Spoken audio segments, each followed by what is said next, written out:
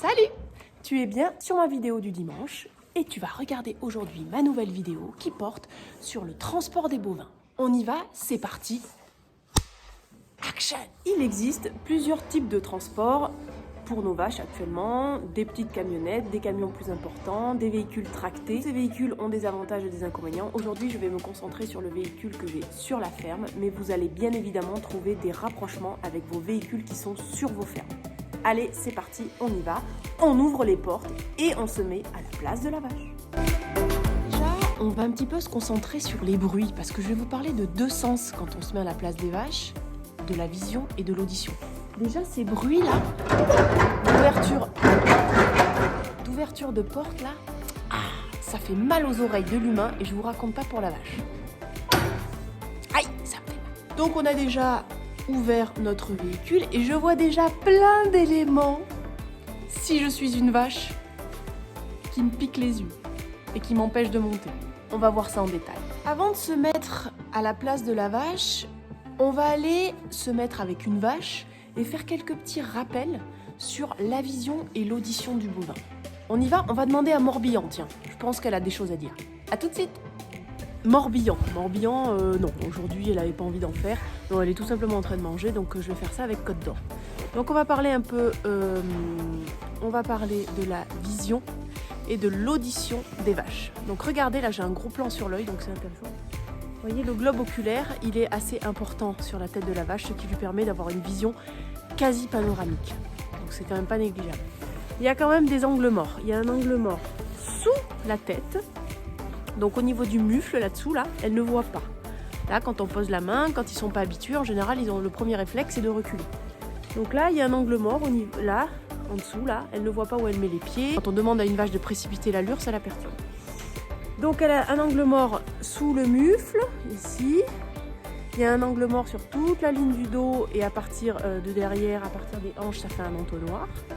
Donc quand la vache ne peut pas suivre les mouvements de la personne autour d'elle, notamment quand on passe dans les angles morts, ça la perturbe. Donc une vache qui est bloquée au cornadi, dites-vous qu'elle est assez perturbée parce qu'elle ne peut pas avoir accès à ces angles morts. Bouge pas la tête, très bien. Ça c'est pour la répartition des champs visuels pour le bovin. Ensuite, donc là, la vache elle voit entre les deux yeux, mais elle est mal à l'aise, elle peut être mal à l'aise par rapport au contact sur la tête si elle n'est pas habituée depuis le plus jeune âge. Donc ça c'est à vous de leur apprendre à se laisser toucher. Ça c'est une autre partie dont j'en parle largement dans d'autres vidéos. Le bovin il est très sensible aux reflets lumineux. Donc dès que vous avez des surfaces métalliques qui reflètent la lumière, vous pouvez avoir un risque d'éblouissement et un bovin qui aura tendance à se freiner, à se figer plutôt qu'avancer. Le bovin est très sensible au contraste lumineux également. Donc l'alternance de sombre et d'éclairé peut perturber un bovin. Des vêtements rayés aussi. Au niveau de l'audition, les bovins sont très sensibles aux sons métalliques. Tous nos véhicules de transport, malheureusement, sont faits en métal, ce qui est très bien pour l'utilisation et pour la longévité du matériel. Mais pour le monde du bovin, c'est assez perturbant. Et en plus, les surfaces métalliques favorisent le reflet du soleil et favorisent donc l'éblouissement du bovin. Voici ce qu'on peut retenir essentiellement de ces deux sens-là chez les bovins, donc de l'audition et de la vision. Les autres sens sont sollicités dans un embarquement. Mais pour en savoir plus, il faut venir à mes formations de terrain, réserver une séance de coaching en ligne ou carrément se procurer mon livre, le petit guide illustré du bien-être du bovin. Maintenant, on se met dans la peau d'une vache et on embarque dans un véhicule. Quels sont les éléments qui peuvent perturber le bovin et qui vont faciliter ou non la montée de l'animal dans le véhicule? Au niveau sonore, première étape, déplier le pont. Vous allez voir que certains ponts, notamment le mien, est assez bruyant. Démonstration.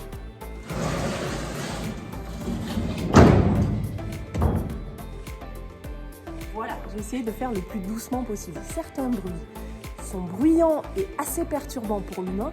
Dites-vous que pour le bovin, c'est encore pire. D'ailleurs, pendant ce tournage, pendant que j'ai déplié le pont, il y a le lot de vaches juste à côté qui a pris peur et qui s'est un petit peu emballé.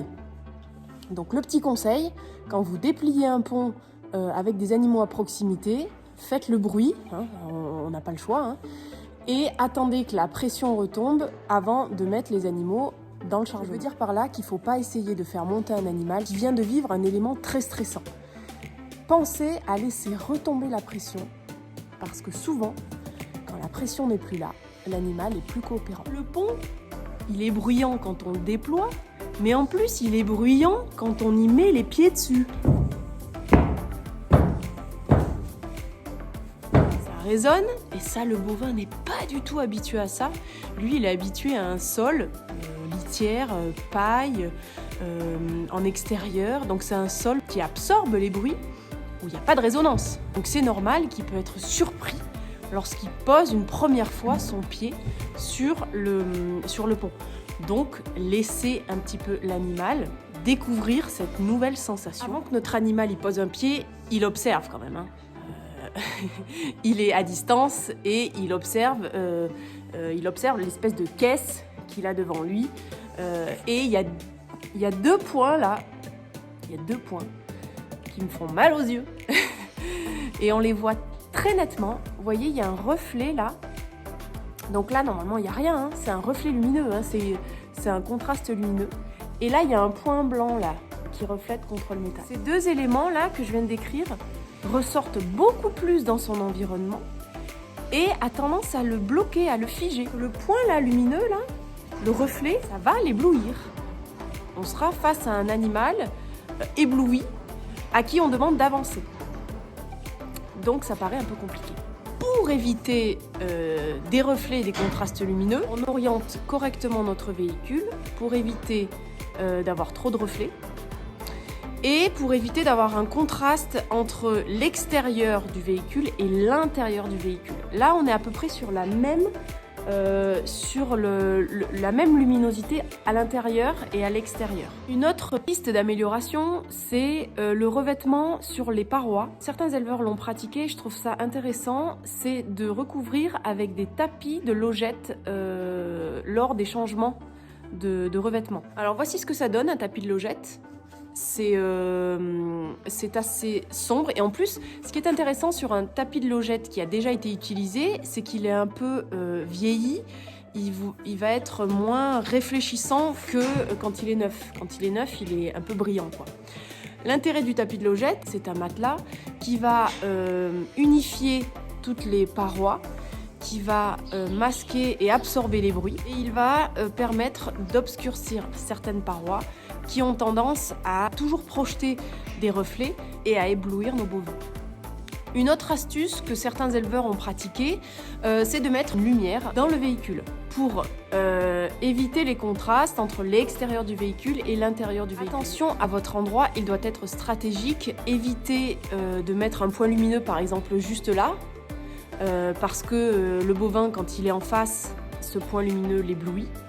Donc il faut vraiment que les rayons soient indirects et pas juste dans la face du bovin. Malgré toutes vos améliorations, tous vos aménagements, la disposition du véhicule qui limite les reflets, vous avez quand même des animaux qui ont du mal à rentrer. Et c'est complètement normal, mais acceptez-le ça, que la vache ait du mal à rentrer. Parce que c'est une situation nouvelle. Après, petit à petit, surtout si c'est associé à du positif, le transport dans un véhicule, ça peut être associé à la mise à l'herbe, la rencontre avec d'autres congénères. Donc ça peut être associé à du positif et systématiquement, l'animal sera de plus en plus coopérant parce qu'il y a quelque chose toujours de positif qui arrive à l'issue de ce transport.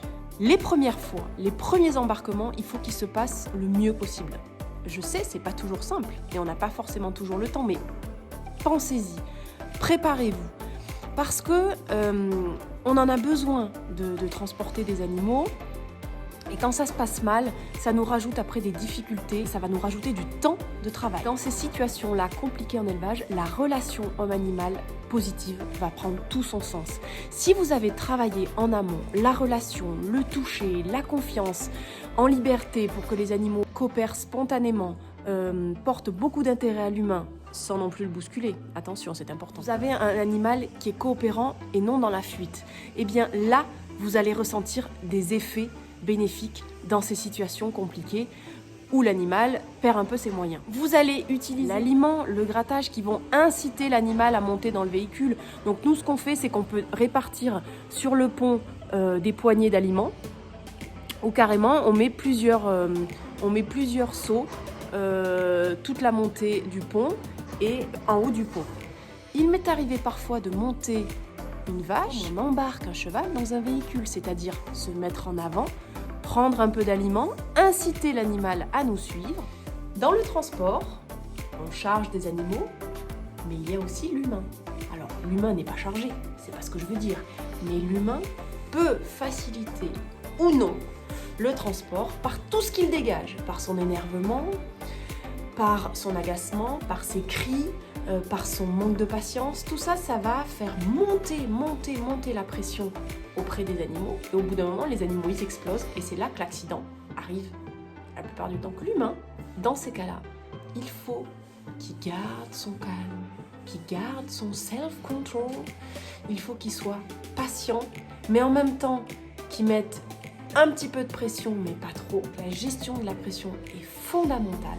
C'est-à-dire apprendre à observer l'animal, observer son langage.